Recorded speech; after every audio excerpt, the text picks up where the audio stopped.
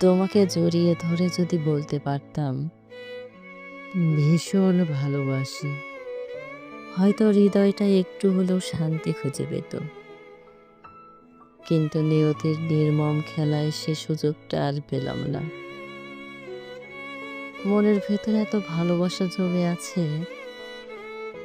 অথচ বলার মতো সে মানুষ এখন আর পাশে পাই না।